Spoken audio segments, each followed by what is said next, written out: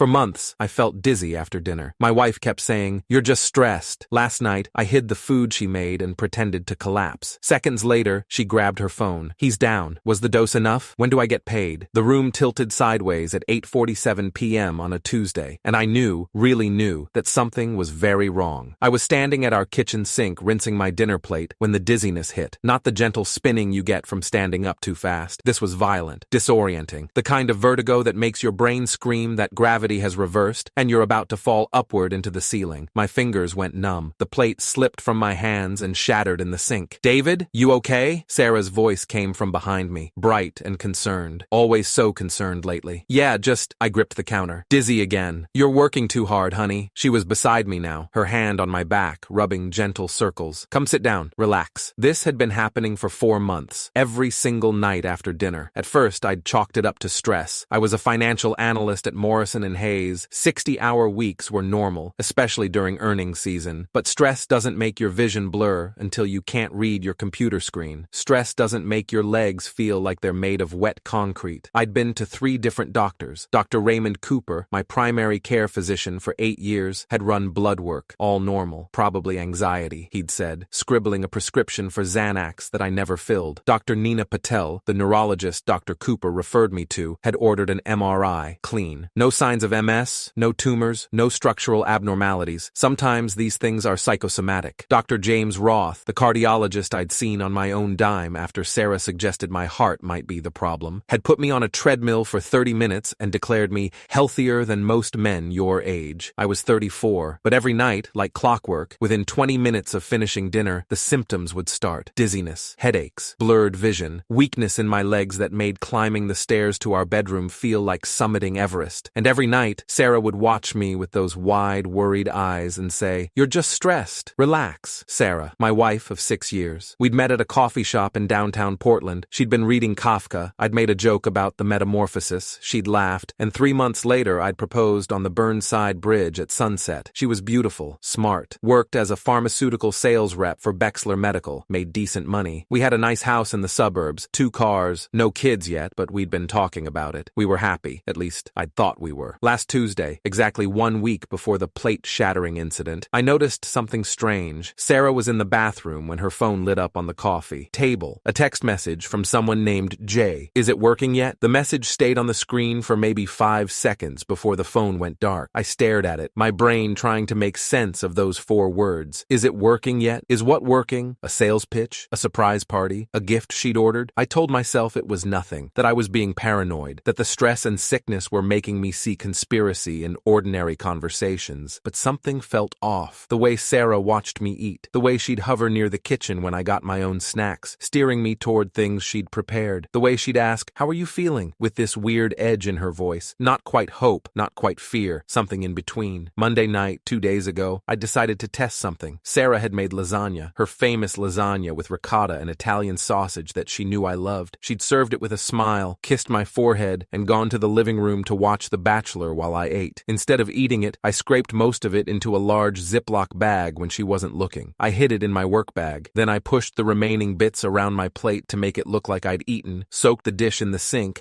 and joined her on the couch. 20 minutes passed. No dizziness, no headache, no blurred vision. An hour passed. Nothing. I felt fine. Better than fine. I felt normal for the first time in 4 months. My hands started shaking. "You okay?" Sarah asked, noticing. "Yeah, just cold." She pulled a blanket over me and snuggled closer. "You're probably coming down with something. I'll make you soup tomorrow." I smiled and nodded and tried not to think about what that experiment had just proven, which brings me back to tonight, Tuesday, the night I decided to find out the truth. Sarah had made chicken parmesan. She'd been in the kitchen for an hour, singing along to Taylor Swift, seeming genuinely happy. She'd plated the food beautifully, the chicken perfectly breaded, the marinara sauce homemade, the mozzarella melted just right. She'd even made garlic bread. "This looks amazing," I told her. "Anything for my baby." She kissed the top of my head. "Eat up. You need your strength." I ate about a quarter of it, taking small bites, making appreciative noises. When Sarah got up to refill her wine glass, I scraped the rest into another Ziploc bag that I'd hidden in my jacket pocket earlier. I shoved the bag deep into my pocket, rinsed my plate, and the dizziness hit like a freight train. Except this time, it wasn't real. I stumbled from the kitchen into the living room, made a show of grabbing the back of the couch, and let myself collapse to the hardwood floor. I lay there, there, face down, eyes closed, breathing shallow, playing dead, or nearly dead. For about 10 seconds, nothing happened. Then Sarah's footsteps rushed over, fast, urgent, but she didn't scream. She didn't shake me. She didn't call 911.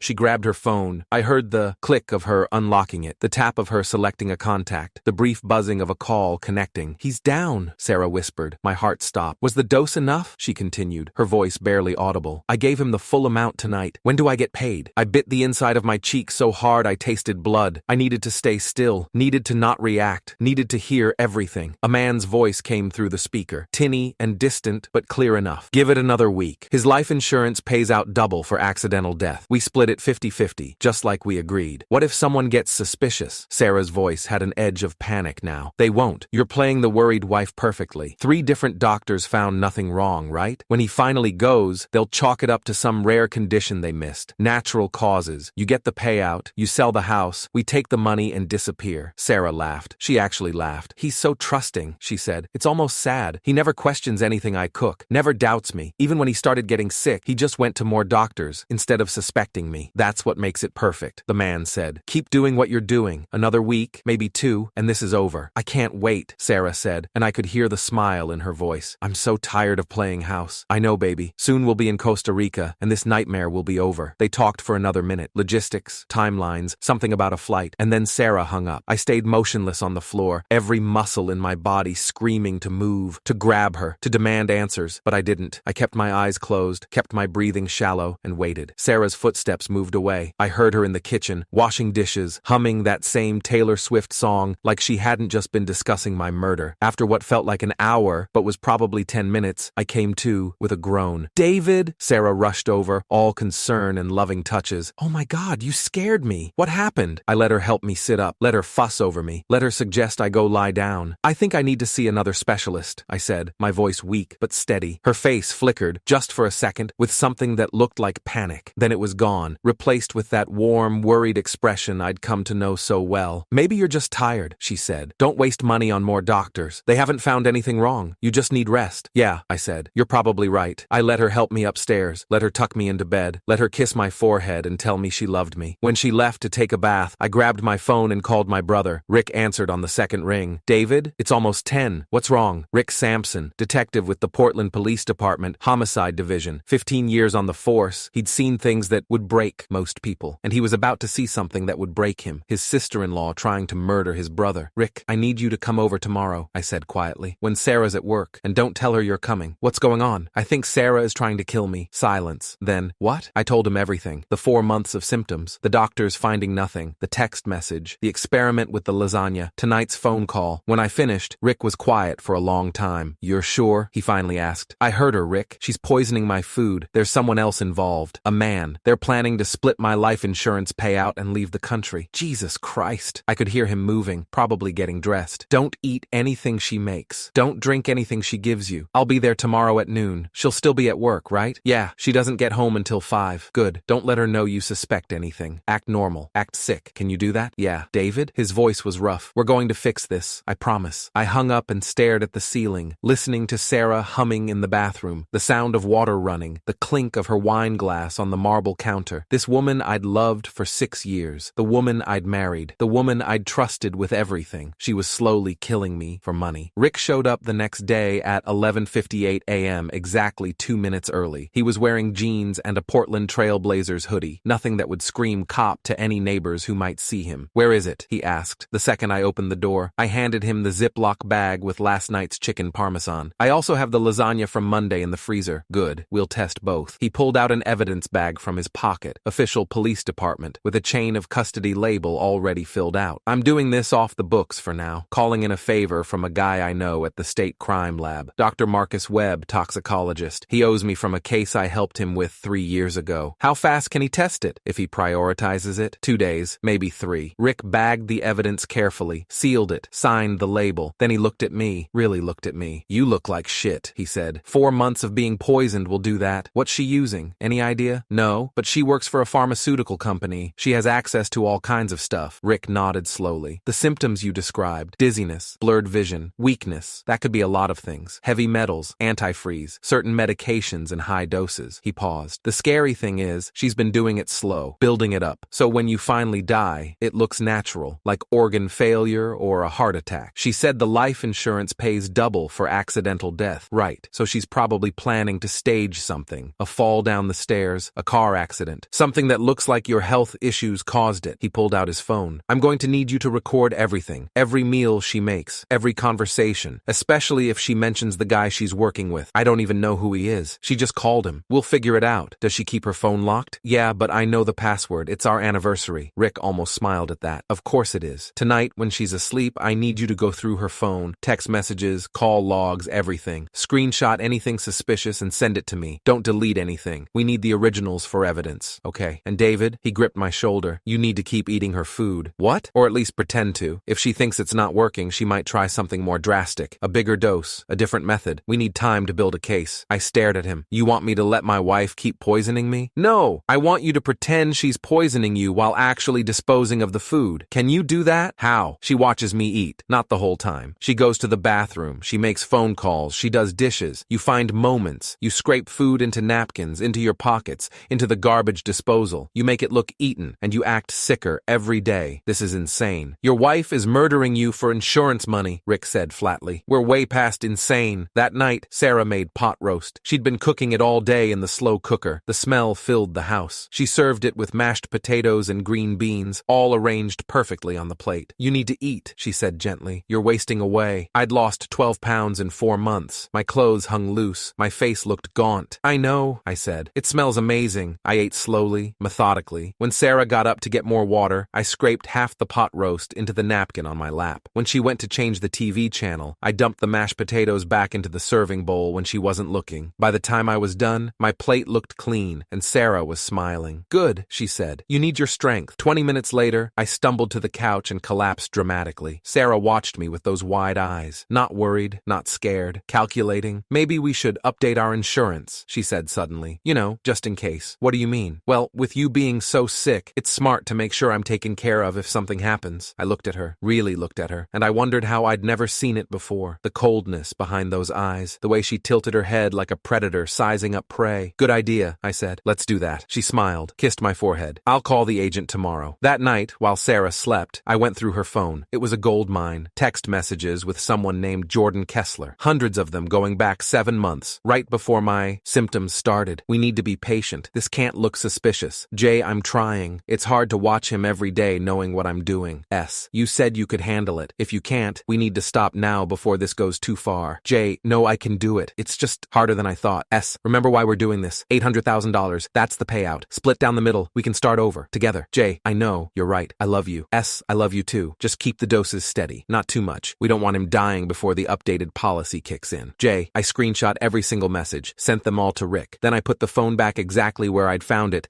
and went to the bathroom to throw up. $800,000. That was what I was worth dead. Rick called the next morning while I was sleeping on the couch and Sarah was at work. Got the messages, he said. This is good. This is really good. But we need more. More? We need the lab results confirming poison. We need to identify Jordan Kessler, and we need a plan for how to catch them both. When will the lab results come back? Webb said probably Friday. He's rushing it. That's 3 days. I know. Can you hold on 3 more days? I thought about Sarah's smile, about the way she watched me eat, about the messages talking about doses and timing and $800,000. Yeah, I said. I can hold on. Friday afternoon at 3:47 p.m., Rick called. We got the results. I was alone in the house. Sarah was at a work conference in Seattle, probably meeting Jordan Kessler to plan their next move. And ethylene glycol, antifreeze, small doses mixed into your food over an extended period. Not enough to kill you quickly, but enough to cause cumulative organ damage. Eventually, your kidneys would have failed. The doctors would have thought it was some rare disease. My hands were shaking. That's attempted murder. That's premeditated attempted murder. And with the text messages showing planning and motive, we have a solid case. He paused. I also found Jordan Kessler. He's a pharmaceutical sales rep. Works for the same company as Sarah. They've been having an affair for 9 months. 9 months. Started about 2 months before your symptoms began. My guess is they were planning this the whole time. I sat down on the couch where I'd collapsed so many times, where Sarah had watched me suffer and pretended to care. What now? I asked. Now we finish this. Does Sarah have any family events coming up? Her parents are flying in next weekend for her dad's birthday. She wants to have a family dinner here. My parents, her parents, maybe her sister. Rick was quiet. Then, perfect. What are you thinking? You're going to expose her in front of everyone, with evidence. I'll be there with backup. We arrest her at the dinner table. That's dramatic. dramatic. Your wife has been slowly poisoning you for 4 months while planning to stage your accidental death and run away with her boyfriend to Costa Rica, Rick said. Dramatic is appropriate. The next week was the longest of my life. I kept up the act, ate Sarah's meals, or pretended to, got weaker, more confused. She loved it. Started talking about when we update the insurance and the trip we'll take after you're feeling better. The trip we'd never take, because I'd be dead. She invited everyone to dinner Friday night. Just family, she said. A nice dinner. You've been so sick. It'll be good to have everyone together. She wanted witnesses to see how devoted she was. How caring. Perfect. Friday came. My parents arrived at 5:30 p.m. Mom immediately started fussing over how thin I'd gotten. David, you look terrible. Are you sure the doctors don't know what's wrong? They're stumped, I said, leaning heavily on the couch. But Sarah's been taking great care of me. Sarah beamed, hugged my mother. I just want him to feel better. Her parents arrived at 5:45 p.m. Donald and Margaret Hayes, both retired, both completely oblivious to their daughter's plan to commit murder. They brought wine and dessert and compliments about how lovely our home looked. Sarah's always been so good at taking care of people, Margaret said, squeezing her daughter's shoulder. Sarah smiled. I learned from the best, Mom. Rick showed up at 6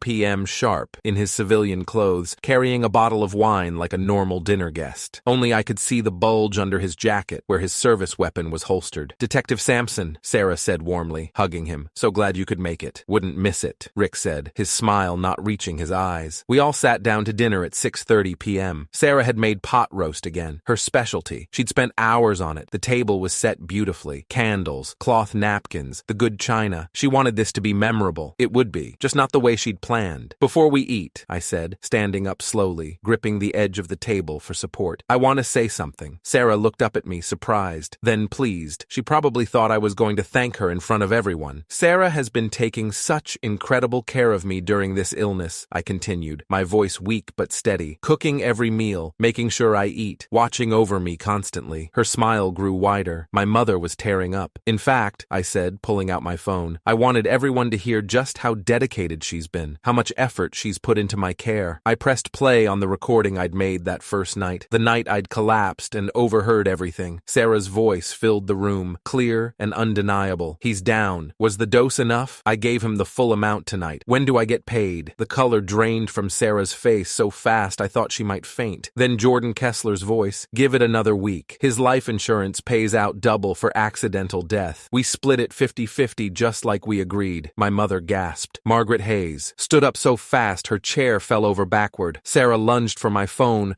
but Rick was faster. He grabbed her wrist and pulled her back into her seat. Sarah Hayes, he said, his voice cold and professional, showing his badge. You're under arrest for attempted murder. No! Sarah's voice was shrill, panicked. David, please, I can explain. This isn't what it sounds like. Explain what? I said, my voice steady now, all weakness gone. Explain that you've been poisoning me with antifreeze for 4 months? I pulled out the lab report that Rick had brought, official state crime lab letterhead, Dr. Marcus Webb's signature at the bottom, and threw it onto the table. Ethylene glycol, I continued, small doses, mixed into every meal you made, designed to cause cumulative organ damage so that when I finally died, it would look natural. Margaret was crying. My father looked ready to murder someone. Sarah's father just stared at his daughter in horror. The lab tested multiple food samples, Rick said, pulling out his handcuffs. Every single one contained antifreeze. We have text messages between you and Jordan Kessler detailing the plan. We have voice recordings of your conversations about splitting the insurance money. We have documentation of your affair. This is over, Sarah. You don't understand, Sarah said, tears streaming down her face now. We needed the money. Jordan and I, we love each other. We want to start a life together, but we can't afford. We had money, I said quietly. I make 6 figures. You make good money. We own a house. We have savings. You didn't need anything. You just wanted more. Rick pulled Sarah to her feet and cuffed her hands behind her back. You have the right to remain silent. As he read her Miranda rights, 2 uniformed officers came through the front door, Rick's backup, who'd been waiting outside. Sarah looked at me one last time. Her makeup was running. Her hair was disheveled. She looked nothing like the beautiful woman I'd married 6 years ago. I loved you once, she said, her voice broken. No, I said. You loved what I was worth dead. There's a difference. The officers led her out. Rick stayed behind to take statements from everyone. My mother couldn't stop crying. Margaret Hayes kept apologizing over and over,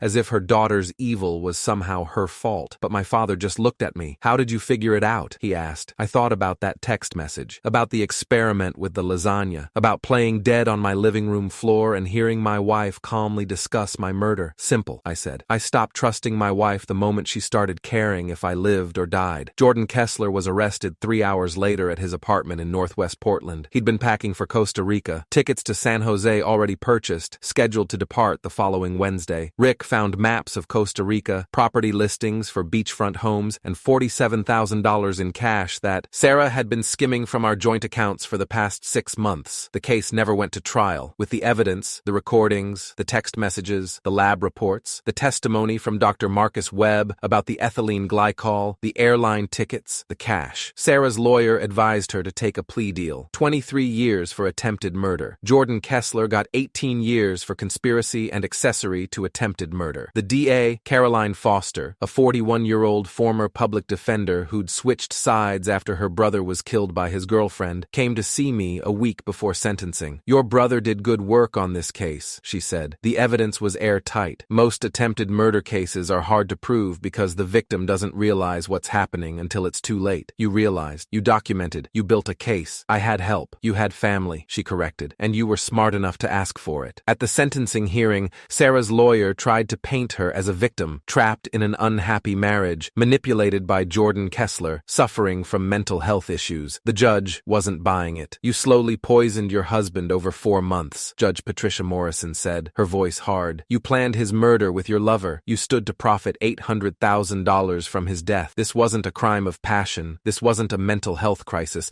This was calculated, premeditated attempted murder. 23 years, Sarah cried, begged for mercy, looked at me like I was the monster. I looked back at her with nothing. No anger, no sadness, just the cold satisfaction of knowing she'd underestimated me right up until the end. 6 months after Sarah's sentencing, I was having coffee with Rick at our usual place, a small cafe in downtown Portland that made decent espresso and kept to themselves. "How are you doing?" Rick asked. "Better. I'd regained the weight I'd lost. The dizziness was gone. The weakness was gone. Dr. Marcus Webb had confirmed that the kidney damage from the antifreeze was minimal and reversible. The therapist says I'm doing well. I'd been seeing Dr. Jennifer Ramirez, a trauma specialist who worked with crime victims. She'd helped me process what had happened. The betrayal, the gaslighting, the fact that I'd been sleeping next to someone who was actively trying to kill me. You're remarkably well adjusted," she'd told me in our last session. "Most people who go through something like this develop severe trust issues." "I have trust issues," I'd said. "I just keep them contained." Rick smiled. "You're tougher than you look." "Had to be." "What about the house?" "I'd sold it 3 months ago. Couldn't stay there. Couldn't sleep in the bed where Sarah had lain next to me planning my death. Couldn't eat in the kitchen where she'd mixed poison into my food. Got a condo downtown, smaller, cleaner, no memories. Good." We drank our coffee in silence for a while. Then Rick said, "Sarah's been trying to write to you." "I know. I don't read them. Probably smart." "What does she say?" Rick shrugged. "The usual. She's sorry. She made a mistake. She was confused. She still loves you. Classic narcissist manipulation. She doesn't love me. She never did." "No," Rick agreed. "She didn't." I thought about that for a minute. About how I'd believed her for so long. About how I'd trusted her completely. About how close I'd come to dying. Because I couldn't imagine that the person I loved most in the world wanted me dead. "You know what the worst part is?" I said finally. "What?" "I still have moments where I miss her. Not the real her. The her she pretended to be. The woman who laughed at my jokes and kissed me goodbye every morning and said she wanted to grow old with me. That woman never existed, but I miss her anyway." Rick nodded. "That's normal. You're grieving someone who wasn't real. That's harder than grieving someone who died." "Yeah, but you survived," Rick said, "and she's in prison. That's what matters." A year after Sarah's sentencing, I got a message from Dr. Raymond Cooper, my old primary care physician, the one who'd told me my symptoms were probably anxiety. "I owe you an apology. I should have taken your symptoms more seriously. I should have run more tests. I'm glad you're okay." I didn't respond. He'd done his job, run blood work, found nothing obviously wrong, referred me to specialists. He couldn't have known. Nobody could have known, except me. And I'd almost ignored my own instincts because I loved my wife. That was the real lesson. Trust your gut, even when it means suspecting the person you love most, especially then. 2 years after Sarah's arrest, I was at a grocery store picking up milk when I ran into Margaret Hayes, Sarah's mother. We hadn't spoken since the sentencing. She looked older, tired, the kind of exhaustion that comes from carrying guilt you can't put down. "David," she said quietly. "Margaret, how are you?" "I'm fine. I'm glad." She paused, looking like she wanted to say something else. Then, "I don't expect you to forgive her, or me, but I want you to know, I never knew. Neither did Donald. We thought she loved you. We thought you were happy." "We were," I said. "At least, I thought we were. She's not the daughter we raised. I don't know what happened to her. When she met Jordan, something changed. Or maybe it was always there and We just never saw it. Does it matter? No, I suppose it doesn't. Margaret looked at me with sad eyes. You deserved better. Yeah, I said. I did. She walked away, and I stood there in the cereal aisle thinking about all the dinners we'd had together, all the holidays, all the times Margaret had told me I was like a son to her, all of it built on a foundation of lies. I finished my shopping, went home to my clean condo with no memories, and made myself dinner. Something simple, something I made myself, something nobody else could poison. And I realized, standing in my kitchen alone, that I was okay. Not healed, probably never fully healed, but okay. Sarah had tried to kill me. She'd failed. She was in prison. I was alive. That was enough. 3 years after the arrest, I met someone new. Emily. She was kind, honest, worked as a veterinarian, had no interest in life insurance policies or pharmaceutical sales. We took things slow, very slow. I told her about Sarah on our 5th date, sitting in a quiet restaurant, watching for her reaction. That's terrifying, she said finally. Yeah. How do you trust anyone after that? Carefully, I said. Very, very carefully. She reached across the table and squeezed my hand. I can work with careful. Rick liked her. She's normal, he said after meeting her. Boring even. That's good. I'll tell her you called her boring. Please don't. But he was right. Emily was wonderfully, beautifully normal. She didn't watch me eat. She didn't ask about my life insurance. She just liked spending time with me, talking about her patients, making terrible puns about dogs and cats. It was the most refreshing thing I'd ever experienced. 4 years after Sarah's arrest, I stopped having nightmares about pot roast. 5 years after Sarah's arrest, Emily moved into my condo. 6 years after Sarah's arrest, I proposed. She said yes immediately, then, "You're sure? After everything?" "I'm sure," I said, "because you're nothing like her, because I trust you, because I've learned the difference between someone who loves me and someone who wants me dead." She laughed, cried, kissed me. "That's a pretty low bar," she said. "It's a starting point. We got married on a beach in Oregon, small ceremony, just family and close friends. Rick was my best man. Emily's sister was her maid of honor. It was simple and perfect, and everything Sarah's betrayal had taught me to value. No secrets, no lies, no poison, just two people who chose each other honestly. 7 years after Sarah's arrest, I went to visit her in prison. I don't know why. Closure, maybe. Curiosity. Some perverse need to see what she'd become. She looked older. Prison had been hard on her. Her red hair had faded. Her face was lined. She'd lost weight. "David," she said, when she sat down across from me, separated by glass, "I can't believe you came. Neither can I. I've written you so many letters. I know. You never responded." "No." She looked at me for a long time. "I'm sorry for what I did. I was sick. I wasn't thinking clearly. Jordan manipulated me. I never would have." "Stop," I said quietly. She stopped. "I didn't come here for apologies," I continued. "I came here because I needed to see you one more time, to remind myself that you're real, that this actually happened, because sometimes it still feels like a nightmare. It was a nightmare for both of us." "No, Sarah, it was a choice. You chose to poison me. You chose to plan my murder.